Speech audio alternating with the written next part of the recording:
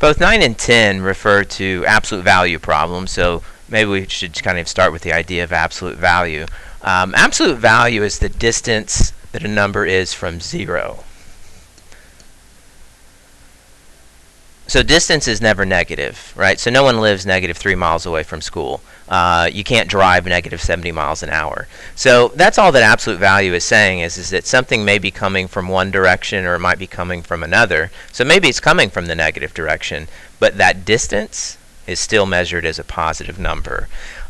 So this problem talks about temperature, for instance, and says that the normal temperature, which most of us know as, would be 98.6. So let's say we got a thermometer here and we're running a temperature of 98.6. So let's say that's 98.6. But then what it's saying is that it can go up or down by 8 degrees, and if that does happen, that you're at a serious risk of death, right? So either too hot or too cold.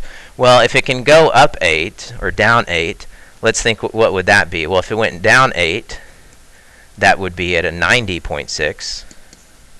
And then if it went, let's say it goes up 8, so if it went up 8, then we'd be at 106.6. I did that in my head. You could throw that in a calculator and verify that. And so that's what the question is. What the question is asking is that how low can your temperature go? How high can it go? Well, it can go from 90.6 to 106.6. We've actually already answered this question without even doing any math over here, but I want to show you kind of the mathless way of kind of setting this up. So this says your temperature minus 98.6, so whatever it is minus what it should be is not supposed to be more than 8. So it's not supposed to be more than 8 up or more than 8 down. So because our temperature can either go up or down, we're going to have kind of two cases. So our first case is, well, what if it goes up, right? What if our temperature goes up? So what I'm going to do is that this equation, I'm just going to keep it exactly the same. And what I mean by that is that I'm going to say T minus 98.6 is equal to 8. And then I'm going to add 98.6 to both sides, plus 98.6. And so I get T is equal to 106.6, which is what we said right there. Okay. But now I need to account for the fact that the temperature also could go down. So the other way that I set this up is that I'm going to have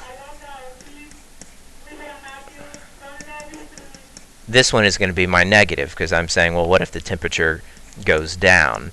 So what I'm going to write, T minus 98.6, that stays exactly the same. The only difference is instead of a positive 8, I'm going to write a negative 8. So this is what I mean by same. Number stays the same. Switch, we switch the sign. And then I'm just going to solve from there. So I've got plus 98.6, plus 98.6. And we get 90.6, right? You might wonder, why did we go through all that when we already had the answer 2 minutes ago?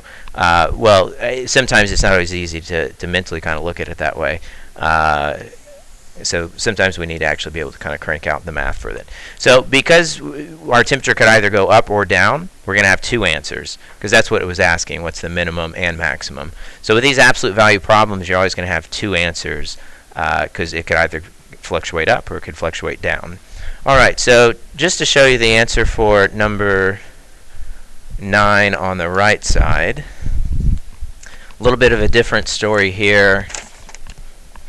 In this case, we're talking about a boat dock that's going up and down with the tide. So what you should get here, you should get 34 when the tide goes out, so the boat dock goes down, and 46 when the tide comes in and the boat dock goes up. So those are the two answers. But make sure you have your work to support that. All right, so go ahead and stop here and let's do number 9.